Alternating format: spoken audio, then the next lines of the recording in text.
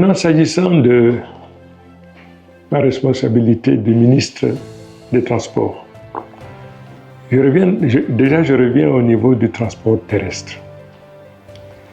Il y a un vecteur de transport très important qui mérite d'être mentionné, c'est le transport ferroviaire.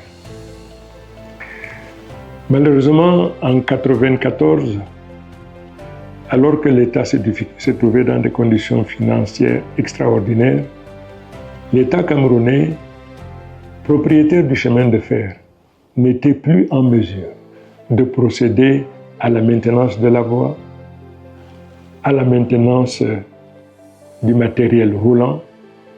En particulier, l'État n'avait plus les moyens pour renouveler les locomotives de transport et les locotracteurs pour la manœuvre des trains. Et c'est cette chose, malheureusement, bien que bon an, mal an, le chemin de fer marchait, je me suis trouvé dans l'obligation d'engager des études dans la perspective de la privatisation de notre chemin de fer. En tant qu'ancien cheminot, naturellement, je l'ai fait dans des conditions extrêmement difficiles, parce que c'est cet instrument qui m'a permis de devenir ce que je suis aujourd'hui. Mais comme je disais, la mort dans l'âme, j'ai consenti donc cette démarche. J'ai mis en place une équipe qui, aux côtés de la Banque mondiale et des partenaires financiers intéressés, ces experts donc ont étudié les moyens à mettre en place pour que ce chemin de fer soit privatisé. Maintenant, je reviens également sur le transport aérien. Comme je disais, toute compagnie de transport aérien, membre de l'IATA, et c'est le cas de la CAMER à cette époque, a l'obligation d'assurer toute sa flotte en assurance tout risque. Entre-temps, malheureusement, un avion de la CAMER a fait un accident au cours duquel 71 personnes ont perdu la vie et il y a eu quelques survivants, 3 ou 4 survivants. Sur instruction de M. le Premier ministre, chef du gouvernement, j'ai mobilisé l'expertise nécessaire pour nous rassurer que l'assurance a indemnisé les ayants droit de toutes les victimes au prorata et à hauteur de la grille de calcul applicable à chaque victime. Je dis que toutes les ayants droit des 71 victimes ont été indemnisés. L'assureur s'appelle Chanas et Priva. Pour tous ceux qui ont des doutes, je les conseille vivement d'aller visiter les archives de Chanas et Priva pour constater effectivement que les ayants droit ont été indemnisés. Les survivants de cet accident ont été également indemnisés, chacun au prorata de ce qui lui revient.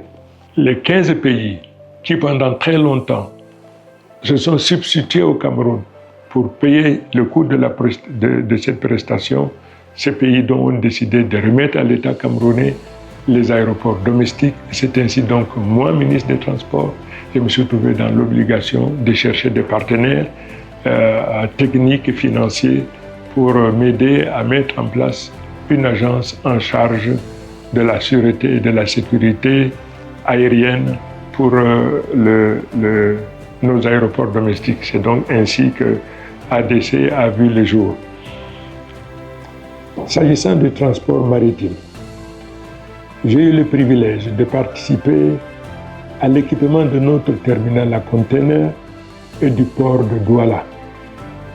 Quand j'ai été élevé à la dignité du ministre des Transports, je voudrais rendre hommage à Madame le ministre Elisabeth Tanque, qui avait contracté une dette auprès du Japon, dette qui n'a jamais été mise en œuvre jusqu'à mon arrivée au ministère des Transports.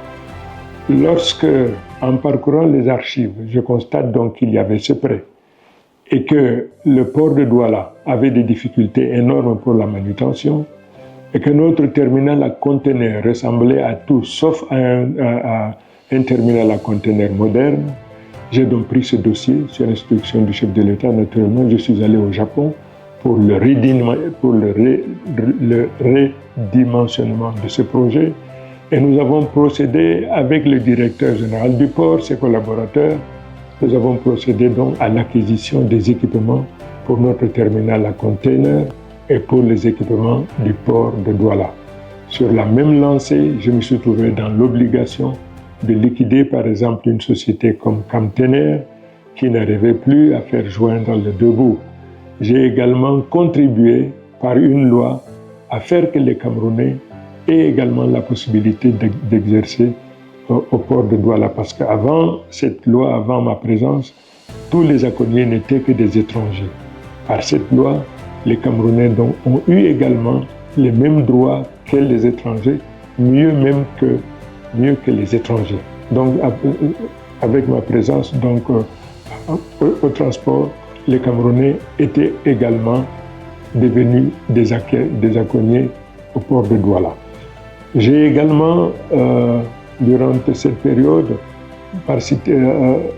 j'ai réussi à sauver le Conseil national des chargeurs du Cameroun qui avait énormément de difficultés pour avoir mis à contribution tous les navires qui entraient et sortaient, étrangers qui arrivaient et sortaient du port de Douala. En les mettant en contribution, nous avons dégagé les moyens qu'on mettait à la disposition du Conseil national des chargeurs du Cameroun, CNCC, pour qu'ils puissent continuer. Nous avons également participé à la restructuration de Camship.